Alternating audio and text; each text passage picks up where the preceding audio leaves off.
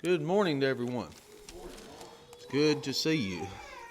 I don't know about you. Is there anybody else out there that is sick and tired of being sick and tired? I'm about sick and tired of that. It seems like there's so much going around. I know there's so many people that's sick, that's just got something going on, not just enough to get you down, but just enough to aggravate you each and every day. But maybe we'll get through it and people start getting well. We hope so. As Carl said, our Valentine's banquet is coming up. I wasn't planning on talking to the Relin because we get him quite a bit. I want to give him a break. I didn't know how his schedule would be. You know, he may have been touring over in Europe. I didn't know for sure. But he came up to me and asked me if we were going to do that. And I said, well, I didn't want to put a burden on you. And he said, people are asking for it. He said some actually said that, that's what he said. He said some actually said they wasn't coming if I didn't sing. He said we have to give people what they want. And I said, you're right. We have to. And if it's that important, that prominent, that talented, we can't let that go to waste. So I know it'll be a wonderful night, and we'll get to experience that and have some good times together. As we live our lives, we need to live it in a way that is worthy of the gospel of Christ. And I think sometimes we don't think about it like that. We don't think about it in our everyday activities, the things that we're doing, the things that we're saying, the places that we go, when we go about our work day, when we go about our entertainment, whatever it is we're doing, we need to have that at the forefront of our minds. Are we walking in a way, living in a way worthy of the gospel of Christ? How we respond to successes and struggles and how we experience things in our everyday life, I think that defines who we are, because each time we face those things, we have to face them worthy of the gospel of Christ. Living in such a way that we're worthy of that. Living in such a way that we're portraying that. Living in such a way that people know that. So when it comes to walking worthy of the gospel of Christ, we need to make sure we're doing it no matter what the cost is. No matter what comes our way, whether it's success, whether it's a struggle, whether it's a trial, whether it's something great. Whatever it is we're experiencing in our lives, we need to make sure that we're doing it in a way that is worthy of the gospel of Christ, no matter what the cost is, no matter what comes our way, because that's where it really matters. You know, you hear people say, and it's true, that we only know how strong our faith is when we're faced with a trial. And I say that. You don't know what you can go through till you go through it. You know, you don't know how strong your faith is until you face that. But what we have to understand is we have to be ready to face it. Because if we're not ready to face it, if we're not prepared to face it, if we're not walking worthy in a matter of Christ, worthy of the gospel, when we face these things, our faith is not going to measure up to what it should be. Because we're not ready for it. We're not prepared for it.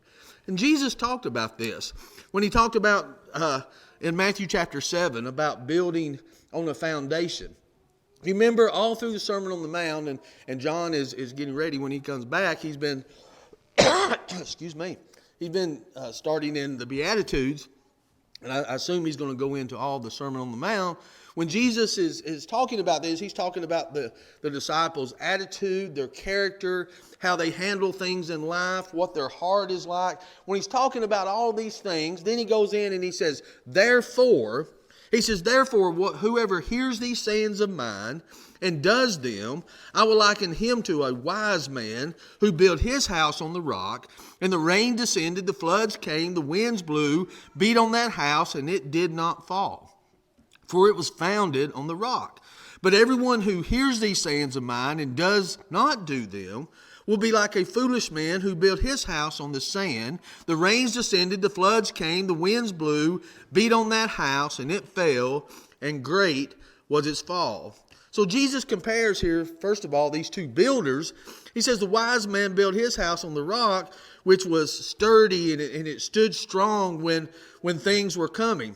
Now, the foolish man didn't. He built his house on the sand, and it had a great fall. Now, more than likely, the Bible doesn't say, more than likely, these houses up above on the surface look the same. There may not have been any difference in how the house looked itself. Both of them may appear to be solid. They may have appeared to seem like they were well built. But when the storm came, when the problems come, when the trials come, when these things came, the wise man was prepared for it. The wise man built on the right foundation, and he was prepared for whatever come. It didn't matter what came. He was ready for whatever came. The foolish man didn't prepare. The foolish man didn't prepare for the attacks that were coming, and he had a great fall. So what Jesus was teaching on the Sermon on the Mount, when he's teaching about how we are to live our lives and the things in which we're to do in walking worthy of the gospel, is what he's saying. He says in doing that, so what's true for the builder, for the building, is true for our lives, isn't it? He says our lives have to be on that firm foundation. Our lives have to be ready for whatever comes. Whether it's a success, whether it's a trial, it doesn't matter what the circumstances are. People will face a lot of different things that will try their faith. It's just like a wedding ceremony. You know, you say for rich or poor, for sick or for sickness and in health. You know, you say, well, and I always ask in premarital counseling when I'm talking to people, well, how sick or how healthy? How rich or how poor? People's marriage dissolves, whether it may be for bad health, it may be for good health. A person gets real good and healthy and think they don't need that person anymore. They've transformed their body. They've looked at themselves and said it's all about me now, and they leave their whole families. Or when sickness, you know, when a person is poor, are you going to stay with that individual when they're having financial trouble? Or what about if all of a sudden they've got a lot of money now and think, hey, I don't need this person? Well, it's the same thing with our faith. Whatever it is we face, we think about just trials that we face are challenging to our faith, but it's whatever we face, whatever the circumstances are. We've got to make sure that we are walking worthy of the gospel when we go through it, because that's what the world is looking at. Because we may look like we're ready to face anything, but are we? Are we walking worthy? We sing a song sometimes. My hope is built on nothing less than Jesus' blood and righteousness. I dare not trust the sweetest frame, but wholly lean on Jesus' name. When darkness veils his lovely face, I rest on his unchanging grace. In every high and stormy gale, my anchor holds within the veil. On Christ the solid rock I stand. All other ground is sinking sand. All other ground is sinking sand. So Jesus is teaching us the story here of these two builders, and he's relating it to our life that we need to build on a sure foundation, and Jesus is that sure foundation. Now that's what Paul is talking about to the Philippian brethren. Paul challenges the brethren at Philippi. He challenges them to live in a way that is worthy of the gospel. Whatever comes, whatever trial comes, whatever circumstance they face, he says you've got to make sure that you're walking worthy of the gospel.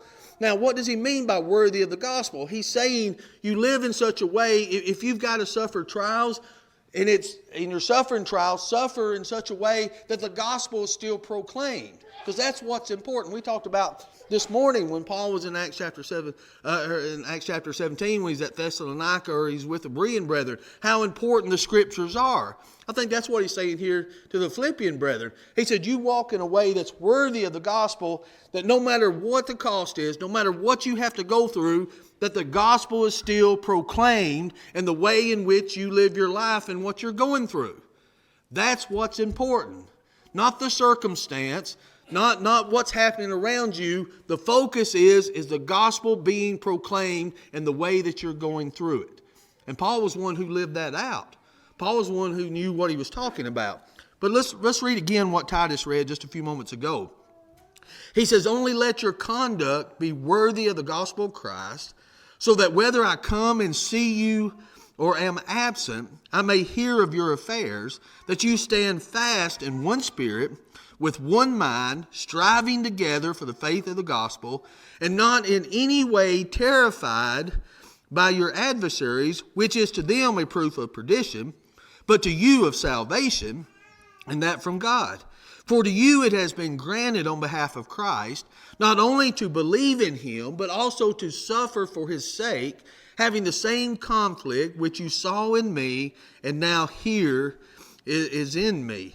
Now the question before us today, are we living our lives worthy of the gospel of Christ? That's how he starts out. Only let your conduct be worthy of the gospel of Christ.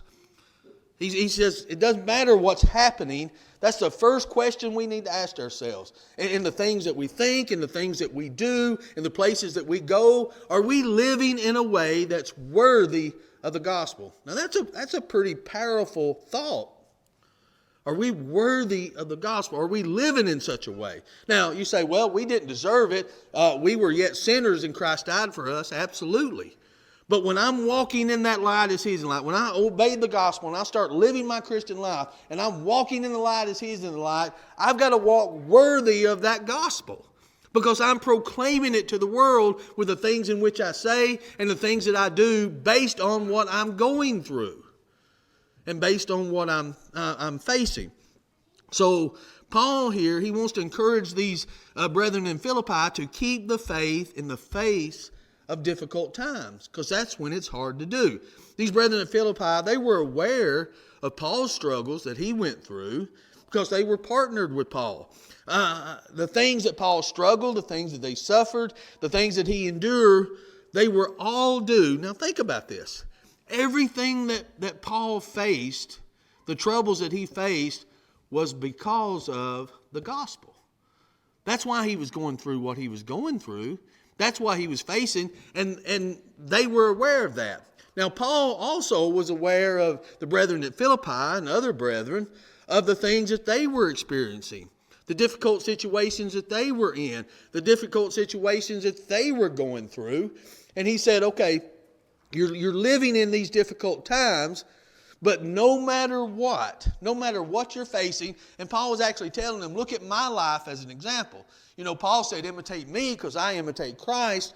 You know, you look and see how Christ suffered for what he stood for. Christ suffered for the things that he went through, but he did it for the benefit of the gospel, to have that gospel proclaimed. Paul did the exact same thing.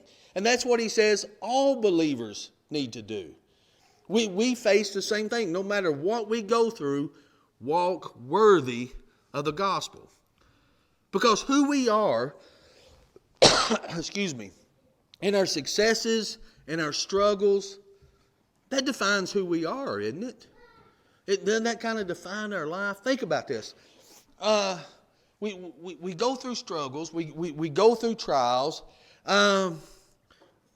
We know people. I was thinking, there's different times in my life I've talked to different people, and I've had an impression of them based on what I see and the things that I hear and things of this nature. But you get to know them, you get to talk to them, and you find out that maybe their past wasn't what you thought it was. Maybe you see an individual that is strong in the faith, and you're talking to them about their faith, and maybe, I've known individuals I thought, well, they must have been faithful all their life, the way that they're living. And come to find out, I realized they had a pretty rough life.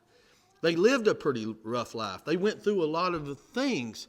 Or I've seen individuals that were living a rough life, that were going through a lot of things, but find out they were brought up in a home that was following what God said to do.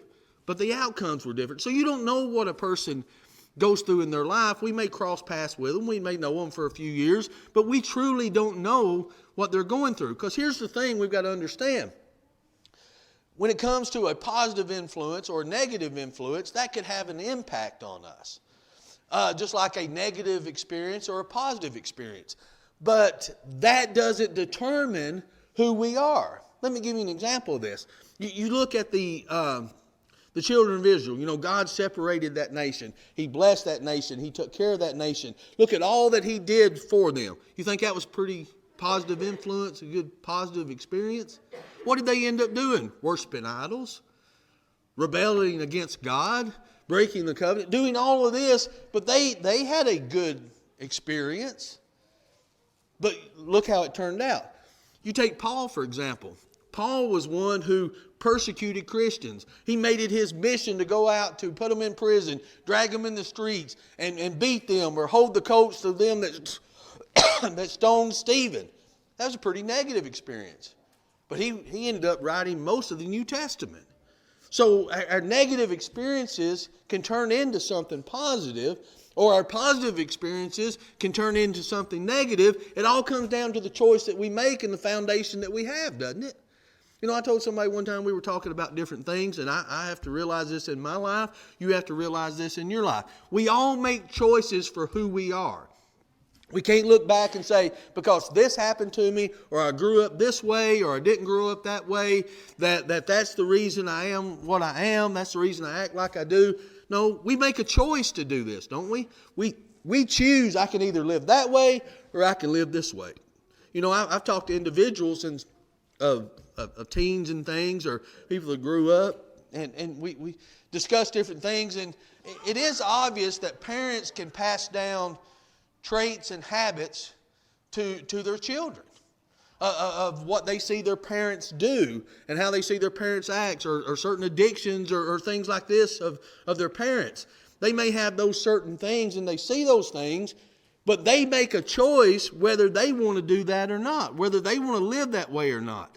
But it comes down to, we've got to have a foundation. You've got to look at what's around you and see these things and decide, okay, I'm going to build on a foundation that's going to withstand these things. I've seen what it's like when you don't. I've seen what it's like when you do. And I'm going to make a choice. Which one am I going to do? You know, we live, especially, I think, in a culture now to where people just, they wear their problems like a badge. I've got all of these problems. Well, what are you going to do about it? Nothing. I want everybody to work around it. I want everybody to do everything else. You know, I'm not going to do anything about it. They just go back and forth and they live this. They don't make any choice for taking a stand for who they are and what they want to be. But those things define who we are.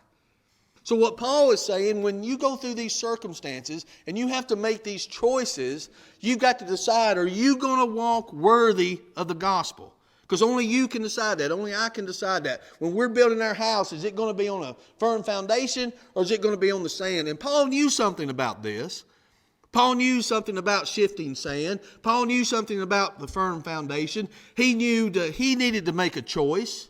And he made that choice. And he says the things that I go through because of that choice is going to be for the proclaiming of the gospel. I'm going to walk worthy of that. And Paul was aware others go through the same thing.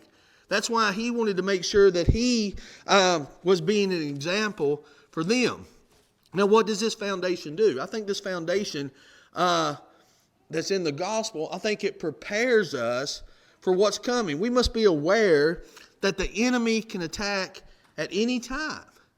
And we need to be ready. We need to make preparation for whatever storm or attack may come our way. The wise builder, he did that. He couldn't wait until the storm came and said, okay, I better build my foundation. When the storm come, it was too late. You know, that's what many people do. Well, I want to see how strong my faith is. I'll see it when I go through this trial. No, your faith better be strong before you ever go through it. Because if it's not, you're not going to make it through like you should. You're not going to walk worthy of the gospel. You've got to prepare for it. You've got to make a choice for it. Because the storm doesn't matter. The trials doesn't matter. What matters is, do I have that firm foundation? And it doesn't matter what comes. That builder was in his house. He was ready for the storm. He didn't know when it was coming. He didn't know how it was going to be, but it didn't matter. He wasn't out there saying, oh, the floodwater's coming, I better take care of this. Oh, the wind's coming, I better take care of this. Oh, the flood's coming. He didn't worry about any of that. He'd already prepared for it. Because guess what? You can't look and say, okay, I'll do this if this situation happens. I'll do this if this happens. You just be ready for whatever happens. And walk worthy of the gospel when you're doing it.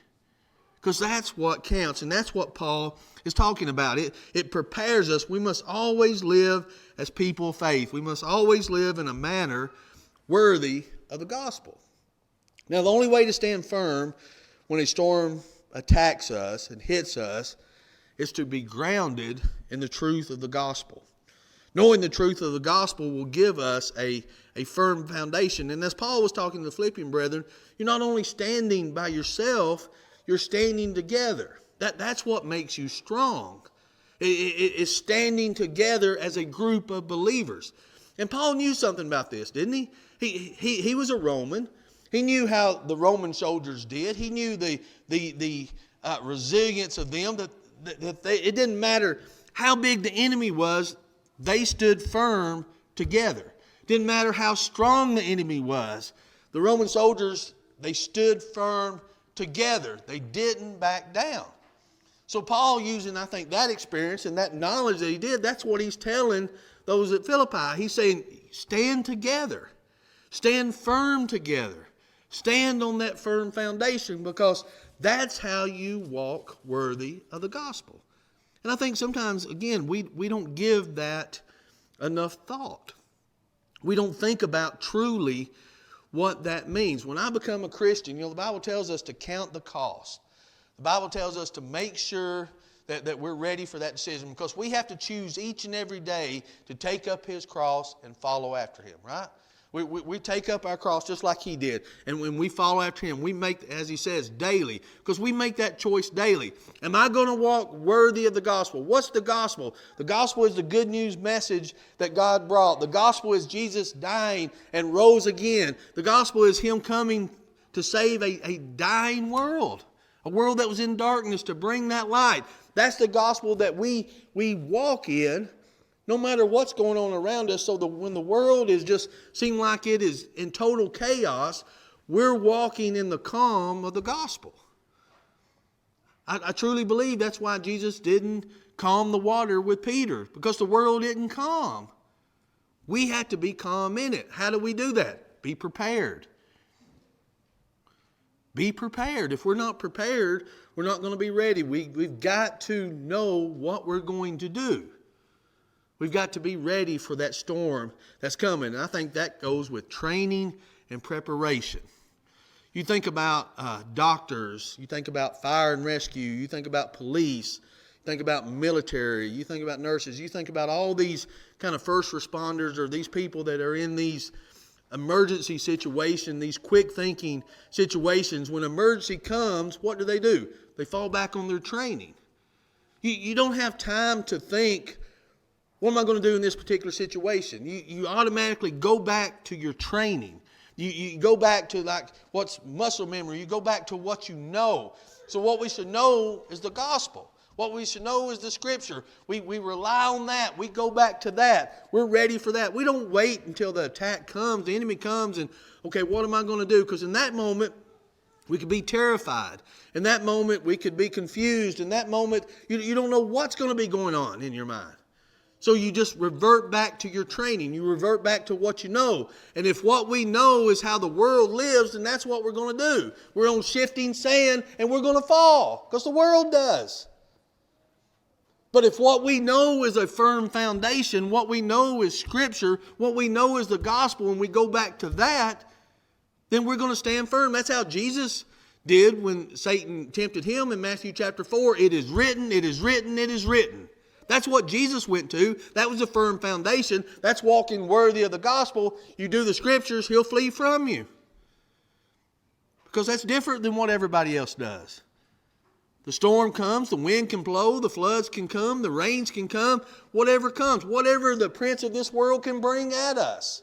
It doesn't matter, we're on the firm foundation. And that's what Paul was trying to get across. He said, because what we go through is to make sure the gospel is still proclaimed. See, everything that Paul went through was for that purpose. He wanted to make sure that they knew what he was going through was for their benefit. He said, I'm not going through this for nothing. I'm going through this for something. Because I'm going through this, the gospel is proclaimed.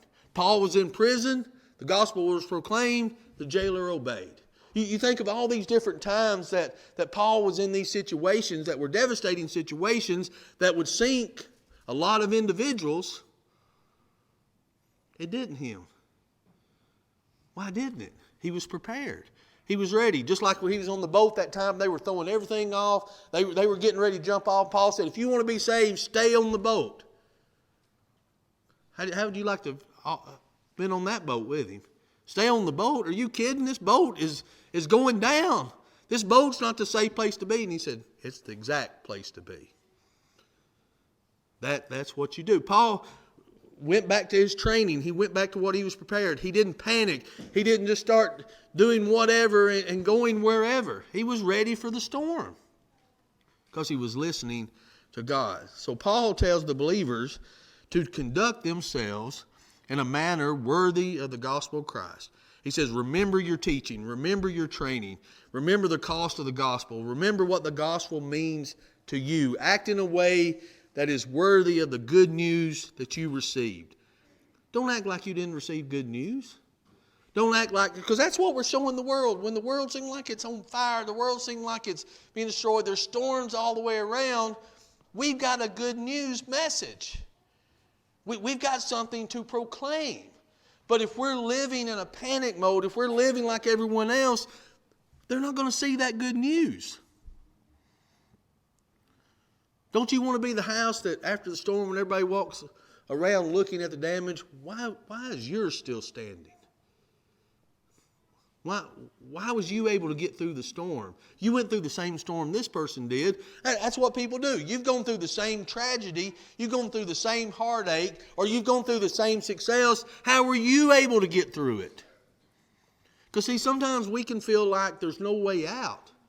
I really feel sorry for people who get to the point to where they just feel like the world is just closed in so much you don't know your next step. Now, I've battled depression, I've battled anxiety, I've battled a lot of things. I don't know if I've ever got to a point where I thought there's no way out. I know there's people that do. How do we get to that? It's because we let the world guide us. And when things get so bad that we just don't know what we're going to do, when we're huddled in that house in the storm, we can have the confidence, yeah, it's bad, but I'm safe. I'm safe on that foundation. I'm safe and secure. And only Christians can say that. That's what makes us different than the world. We're set apart. We're justified. We're sanctified. We're different than the world. We may be going through the same things that the world goes through. It may look awful to those that are around, but we're going to have a better outcome. All things work together for good to those who love the Lord and are called according to His purpose. Don't mean they're going to work out good here, but they're going to work out good in the end. That's why Paul said, okay, I struggle with the flesh and I struggle with the spirit. There's walking in the flesh, there's walking in that carnality, or there's walking in the spirit. Do I walk by faith or do I walk by sight? If I walk by sight, all I'm seeing is the turmoil. All I'm seeing is all the bad that's going on around. But if I walk by faith, I see beyond that. I see through all that to something better. And that enables me to walk worthy of the gospel. So the gospel still can be proclaimed. See, Paul believed the best in people. And Paul encourages them here to act the same way, whether he's with them or whether he isn't. Notice what he said earlier in Philippians 1:6. Paul believed that what God started in a person, God would complete. He said, being confident of this very thing, that he who has begun a good work in you will complete it until the day of Jesus Christ. Now notice verse 7. He said, just as it is right for me to think this of you all, because I have you in my heart, insomuch as both in my change and in my defense and confirmation of the gospel, you are all partakers with me in grace. He said, no, we all go through these struggles, we all share these struggles, but we all also share something else. That's the grace of God.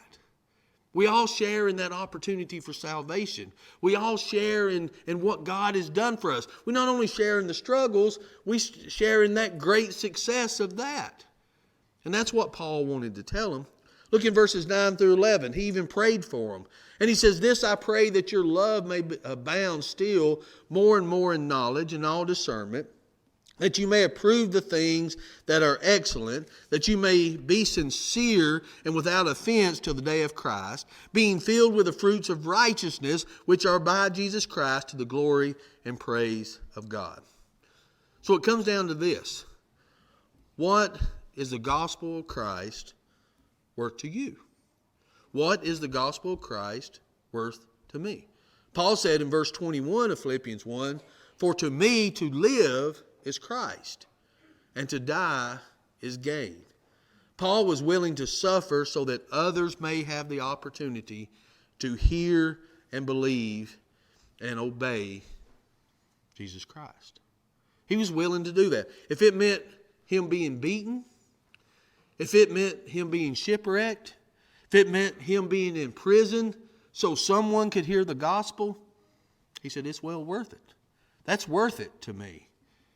He said, I'm going to walk worthy of the gospel. If me being in prison means this person and his family will obey, that's where I'm going to be.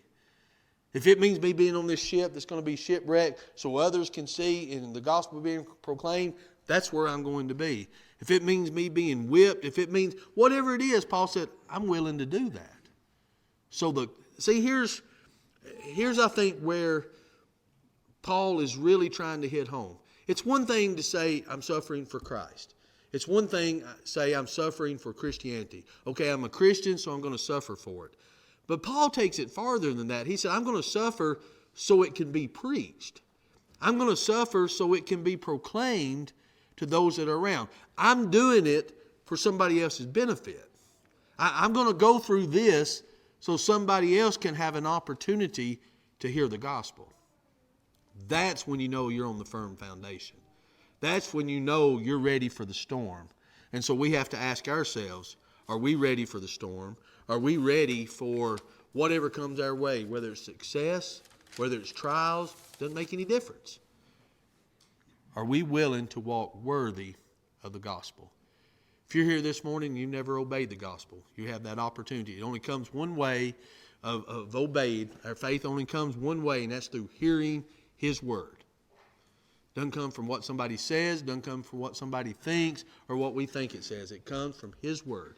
His word tells us to have faith in it, to live in it, Hebrews 11:6, to repent of our sins, Luke 13:3, to confess that Jesus is the Son of God, Matthew 10:32-33, to be baptized for the remission of those sins, Acts 2:38, to wash away our sins, Acts 22:16, and walk worthy of the gospel.